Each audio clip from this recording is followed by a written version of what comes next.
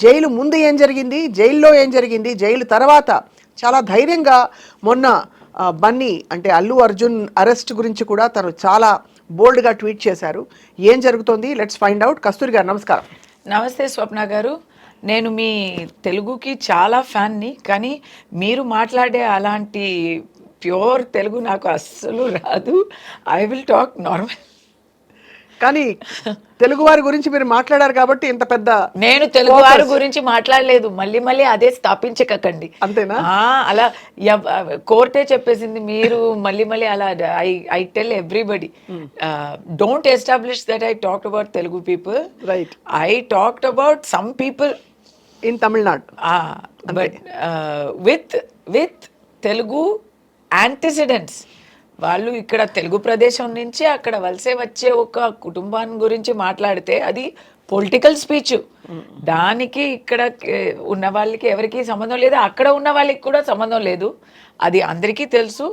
నేను ఎవరి గురించి మాట్లాడినానో అందరికీ స్పష్టంగా తెలుసు, అంతే. వాళ్ళకి కూడా తెలుసు. అందుకే కదా ఇదంతా. ఎప్పుడు అరెస్ట్ అనేది, arrest is the exception. Arrest is impossible, never. Bail is the norm, arrest is the exception అని సుప్రీం కోర్ట్ చెప్పింది. But you were arrested. I was arrested. Warrant లేదు, ట్రాన్సిట్ వారెంట్ కొనాలా అది కూడా లేదు, Saturday after 6 PM you cannot do అది కూడా లేదు. So it was. Did you ask these questions? Yes. What were you told? ఏం చెప్పారు మీకు? Madam please cooperate, madam please, madam please cooperate అంటారు. తీసుకెళ్లారు మిమ్మల్ని. What to do? సో ఒక పోలీస్ వ్యాన్ ఎక్కి మీరు జైలుకి వెళ్ళారు కస్తూరి గారు. First time in your life. అంటే ఏంటి ఫస్ట్ టైం? అలా కాదు, 100 సార్లు అరెస్ట్ అయినట్టు ఫస్ట్ టైం అండి. కేర్ ఆఫ్ కాంట్రవర్సీస్ కాబట్టి అడిగాను. మీరు గతంలో చాలా అనేక ఎపిసోడ్స్లో కస్తూరి గారి పేరు వచ్చింది, నిర్భయంగా మాట్లాడి ఓ పూటో ఒక అరగంట వెళ్ళొచ్చారేమో అలాగా అనుకున్నాను. అబ్బా మీరు చాలా మంచివారండి. మీ తెలుగుకి నేను ఫ్యాన్, కానీ మీరు మీ మాటకి ఫ్యాన్ అని ఇప్పుడే చెప్పా. మీరు ఇలాంటి మాటలు మాట్లాడుతున్నారు కాదు. Let's be, this is not a joking matter. నన్నా నేను ఏమో అన్నాను అన్నలేదు అనేది పక్కన పెట్టేయండి.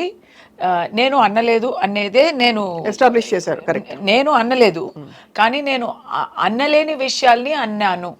ఇంకోటి, నేను దాక్కున్నాను. ఇప్పుడు మీకు ఇంటర్వ్యూ ఇచ్చి ఐ థింక్ నెక్స్ట్ డే కదా, విత్ ఇన్ 48 hours మిమ్మల్ని నేను థర్స్డే కలిసాను, సాటర్డే నన్ను అరెస్ట్ చేశారు. నాకు ఎక్కడ అరెస్ట్ చేశారు? ఇక్కడే ఇంట్లో, హైదరాబాద్ లోని మీ ఇంటికి ఎక్కడి నుంచి వచ్చారు? చెన్నై నుంచి. పాపం స్పెషల్ స్క్వాడ్ నా కోసం, ఫుల్ సర్చ్ స్క్వాడ్ పెట్టి నా కోసం వచ్చారండి. అంటే చూడండి, నన్ను ట్రాక్ చేసి, అంటే నాకు ఇంకా అది, నేను వాళ్ళనే అడిగాను, నన్ను ట్రాక్ చేయడం అంత ఏముంది, కాదు మీరు మాకు ఫోన్లో దొరకడం లేదు. ఎందుకు దొరకలేదు? అందరితో మాట్లాడుతున్నా 3 daysగా. నేను ఆ రోజు కూడా షూటింగ్ అటెండ్ చేసా. ఎవ్రీడే షూటింగ్ వెళ్తూ వస్తూ ఉంటే, హైదరాబాద్లో నా ఇంట్లో ఉంటే, నా ఇంటి నుంచి నా తలుపు కొట్టి నేను ఓపెన్ చేస్తే ప్లీజ్ మాతో రండి అంటున్నారు.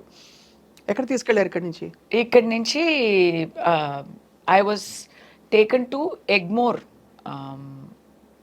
Police station. Actually not Egmore, అక్కడ చెన్నైలో ఒక ఆల్ ఉమెన్స్ పోలీస్ స్టేషన్లో నన్ను అప్పగించారు. అంటే ఇది నిజంగా తెలియక అమాయకంగా అడుగుతున్న కొన్ని ప్రశ్నలు. వాళ్ళ మీ ఫ్లైట్ టికెట్ వాళ్ళే పెట్టుకున్నారా? ఎలా వెళ్ళారు? ఫ్లైటా? కార్లో 14 hours నైట్ తీసుకెళ్లారు. బండే. ఫ్లైట్ ఏంటండి? నన్ను అరెస్ట్ చేయడానికి ఇక్కడ లోకల్ పోలీస్ స్టేషన్ వాళ్ళు కూడా వచ్చారు. But no legal documents. I was not shown any paperwork. నేను అడిగాను, ఉంటే చూపుంటారో ఏమో, కానీ the local police inspector came and he was there. The local police inspector came. నేను చేసిన తప్పు ఏంటంటే ఏమన్నారు? FIR మీ మీద ఫైల్ అయింది, మీరు ఎక్కడ ఉన్నారు అని మాకు తెలియలేదు, మేము సమ్మన్స్ ఇచ్చాము, 41A అని ఉంది, పోలీస్ స్టేషన్కి రండి ఎక్స్ప్లెయిన్ చేయండి అని సమ్మన్స్ ఇస్తారు.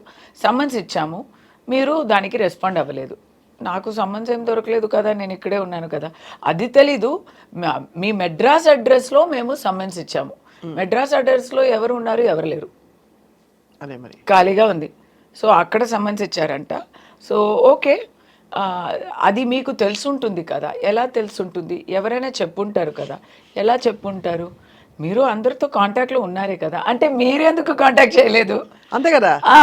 అంటే మేడం ఇదంతా you are not having rights to question, right?